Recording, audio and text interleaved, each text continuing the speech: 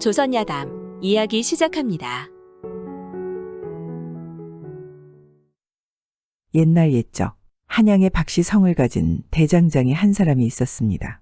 박씨는 철을 녹여 숟가락, 젓가락, 부엌칼, 가위 등을 만들어 팔아 살았는데 그 솜씨가 좋아 한양의 내로라 하는 집안의 부엌에는 박씨가 만든 칼이며 가위가 하나씩은 있었죠.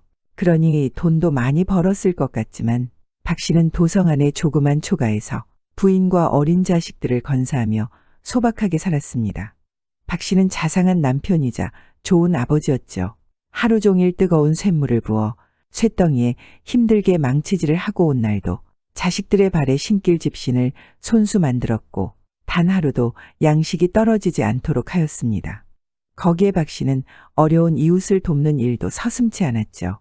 그의 자식들이 어려서 옷과 먹을 것이 필요할 때는 물론 먼저 자식들을 돌보았지만 조금이라도 남는 돈이 있다면 그의 대장간 문을 두드리는 거지들에게 점점 더 많이 나눠주기 시작했습니다.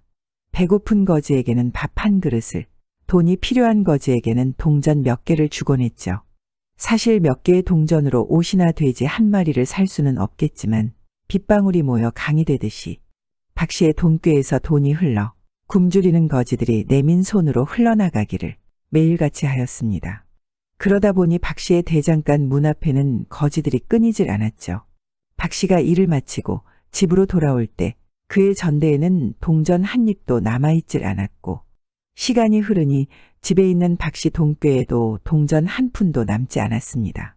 먹고 살 쌀을 팔 돈도 없었고 돈벌이가 되는 반짝반짝한 숟가락을 만들 철을 살 돈조차도 없었죠. 많은 사람이 그러하듯이 박씨도 돈을 빌려 살게 되었지만 가난하고 헐벗은 사람들을 돕는 일을 멈추지 않으니 거지들의 발걸음도 끊이질 않았습니다. 그러다 보니 박씨는 빌린 돈을 제대로 갚을 수가 없었죠. 결국 박씨는 빈털터리가 되었고 박씨에게 돈을 빌려주고 받지 못한 사람들은 그를 관아에 고발하기에 이르렀습니다. 네 이놈! 돈을 빌려갈 때에는 천금같이 약속을 하고 갚을 때는 돈이 없다 하니 내 놈 같은 놈은 매로 엄히 다스려야 할 것이다. 여봐라, 저놈을 매우 쳐라. 결국 박씨는 관아에서 호되게 매를 맞았고 금년 안에 반드시 돈을 갚겠다 약속하고 나서야 관아에서 풀려 나올 수 있었죠. 온몸에 멍이 들고 상처가 난 박씨는 비 내리는 지느끼를 휘청거리며 걸어 겨우 그의 집에 다다랐습니다. 사실 누굴 탓하겠습니까? 본인이 약속을 어겼으니 말이죠. 하지만 박씨는 걱정이었습니다. 금년 안에 빌린 돈을 다 갚기로 하였으나 돈이라는 것이 이자에 이자가 붙는 것이니 갚아야 할 돈은 원금의 몇 배로 늘었고 아무리 열심히 일을 해도 금년 안에 다 갚는다는 것은 힘든 일이었죠. 금년 안에 그 많은 돈을 갚기는 힘들 것 같은데 이러다 관아에서 매만 맞다가 생을 마감해야 할 것인데 아이고 이를 어찌해야 하나. 박씨가 한 걱정을 하며 이제 막 그의 집 살인문을 들어서려고 할 때 무엇인가 딱딱한 것이 집신에 밟히는 게 아니겠습니까? 박씨가 무엇인가 하고 진흙바닥을 자세히 살펴보니 동전 7개가 꿰어진 새끼줄이 살인문 안쪽에 떨어져 있었습니다. 박씨는 그것을 주워서 아내에게 주며 말했죠. 물론 동전 7개는 큰 돈은 아니지만 적어도 저녁밥을 지을 쌀을 살 수 있을 거요. 아내는 관아에서 흠씬 두들겨 맞고 와서도 끼니 걱정을 하는 남편이 애처롭고 안 되어 보여 한참을 울었습니다. 그런데 동전을 받아들고 쌀을 사러 갔던 아내가 놀란 토끼 눈을 해가지고 돌아와서는 남편을 급하게 불렀죠. 여보, 여보, 아이고 뭘 그리 수선스럽게 그러시오. 이것 좀 보시오. 아내가 보라며 내놓은 것은 아까 집 앞에서 주운 동전 다발이었죠. 왜 그러시오? 동전이 그대로인 것이 쌀을 못 사온 것이오? 아니 이것 좀 보시오. 박씨의 아내는 전대의 새끼줄에서 동전을 한 개 뽑아냈습니다. 대체 뭘 보란 것이오? 아 참말로 보고도 모르요? 동전 개수가 그대로 아니오? 정말 그랬죠. 동전 7개가 꿰어진 새끼줄에서 동전을 아무리 빼내어도 동전은 여전히 7개였습니다. 대체 이게 어찌된 일이오? 쌀값으로 동전 5개를 치르고 오다 주머니에서 동전이 하도 찰찰거려서 봤더니 청 그대로 동전 7개가 꿰어져 있지 않아요. 박씨는 도저히 자기 눈을 믿을 수 없었습니다. 그래서 새끼줄에서 동전 4개를 더 뽑았습니다. 그랬더니 새끼줄에는 여전히 7개가 남아 있었죠. 그날 박 씨는 잠자리에 들지 못하고 그 신기한 수수께끼를 풀려고 새끼줄에서 동전을 빼고 또 빼기를 계속하였습니다. 그렇게 몇 번이고 동전을 뽑아냈지만 언제나 7개가 남아있으니 참으로 신기하기만 했죠. 하늘이 당신에게 복을 내렸나 봐요. 참 그런가 보. 부부의 집에는 모처럼 행복한 웃음소리가 들려왔죠. 그런데 사실 그 전대는 박 씨에게 밥을 얻어먹었던 도깨비가 박 씨가 고생하는 모습이 안타까워 선물로 준 것이었습니다. 아무것도 모르는 부부는 그 신비로운 전대에 대해서 아무에게도 말하지 않고 전대에서 돈을 빼 빚을 다 갚고서는 그것을 감추어 두었습니다. 박 씨는 대장간에서 여전히 반짝반짝 빛나는 칼과 수저 등을 만들었죠. 그런데 돈이 넘쳐나니 아무리 숨긴다 해도 조금은 티가 나지 않겠습니까? 이웃들이 그의 집, 새 지붕과 세간살이를 보고는 금 덩어리를 주운 게 아닌가 하고 의심할 정도였습니다. 아니, 박신혜는 얼마 전까지만 해도 양식이 없어 어들어 다니더만 갑자기 돈이 어디서 나서 저렇게 써대는 거야? 알게 뭐야? 어디서 황금이라도 주웠나 보지. 에이구, 남 걱정은 집어치우고 나 살 궁리나 해야 되지 않겠나? 그리고 박 씨의 그 너그러운 마음씨는 여전히 하늘만큼 컸습니다. 동네 거지며 어려운 이웃들을 남몰래 도왔죠. 부인, 우리에게 이러한 보물이 있는 것을 누군가 안다면 그걸 뺏으려고들 난리일 것이오. 그러니 이 일은 절대로 비밀로 해야 하오. 걱정 마세요. 내 목에 칼이 들어와도 어디 가서 말 한마디 안 할 테니. 박 씨 부부는 그날 이후로 비밀리에 사람들을 도와주었습니다. 그래서 거리에서 가난한 사람들에게 돈을 뿌리는 대신에 시골로 다니면서 가난한 집 대문에 있는 개구멍으로 동전을 던져놓고 오기도 하였고, 어느 때는 부처님을 모시는 사찰에까지 가서 훌륭한 스님들에게 가난한 사람을 위해 써달라고 많은 돈을 주기도 했죠. 그런데 같은 시기에 도성 안의 선예청에 이상한 일이 벌어졌습니다. 이 선예청이라는 곳은 나라에서 세금으로 거둔 대동미와 대동포, 대동전을 모아둔 곳이었는데 그곳에서 자꾸 돈이 없어지는 것이었습니다. 아니 대체 어떻게 그렇게 많은 돈이 없어질 수 있단 말인가? 이 사실을 전하께서 아시면 여기 있는 그 누구도 살아남을 수 없을 것 아닌가? 선예청의 도제조가 제조들을 문책했지만 아무도 그 원인을 모르니 모두들 고개만 내젓고 있었죠. 사실 선예청의 관리들은 백성들이 임금께 바치는 곡물과 세금들을 임금도 모르게 착취하고 있었습니다.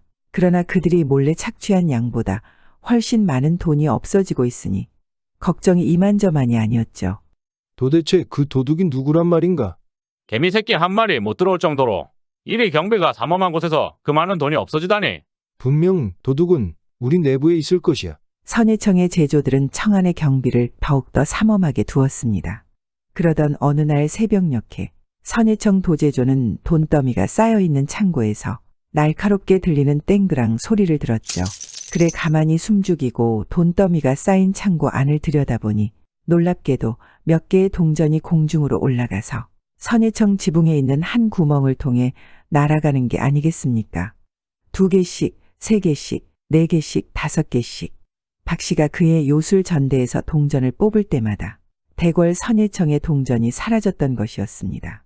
도제조가 선예청 창고에서 날아가는 동전을 따라가 보니 동전은 바람을 타고 박 씨의 작은 집 지붕으로 날아가고 있었죠. 도제조는 그 집안에 뭐가 있을 줄 몰라 관병들을 데려올 요량으로 급히 선예청으로 돌아갔습니다. 그런데 이를 지켜보는 또 다른 누군가가 있었으니 다름 아니라 박 씨의 대문 앞에 그 요술 전대를 놓고 간 도깨비였죠. 도깨비는 대궐 선예청의 경비대들이 박 씨를 잡으러 오기 전에 박 씨에게 경고를 해주었습니다. 리시오, 난 그대에게 전대를 줬던 도깨비요. 지금 관병들이 몰려오고 있으니 우리의 소중한 전대를 가지고 가서 잘 숨겨두시오. 금강산의 사찰로 길을 떠나시오. 그곳에 선량한 스님들이 당신에게 피할 곳을 마련해 줄 것이오. 박 씨는 그 말을 듣고 서둘러 부인과 아이들을 대피시켰습니다. 부인, 내가 이곳에서 당신과 아이들이 도망칠 시간을 벌겠소. 아이들과 금강산의 깊은 절로 들어가 몸을 피하시오. 그리고 내가 갈 때까지 그곳에서 기다리시오. 박 씨의 아내는 아이들을 데리고 머나먼 금강산에 있는 사찰을 향해 즉시 길을 떠났습니다. 그리고 요술 전대는 아내의 소매 깊숙이 안전하게 보관되어 있었죠. 곧이어 대궐 선예청 관병들이 몰려왔고 박 씨는 그들에게 끌려갔습니다.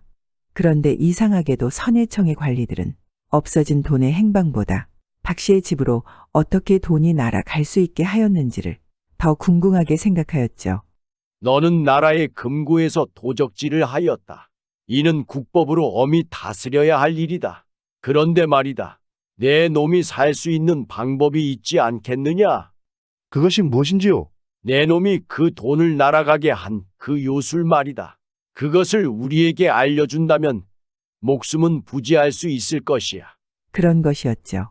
선예청의 그 욕심 많은 관리들은 나라 돈을 그렇게 많이 훔쳐먹더니 이제는 요술을 부려 더욱더 편하게 돈을 훔쳐먹을 꿍꿍이를 가진 것이었습니다.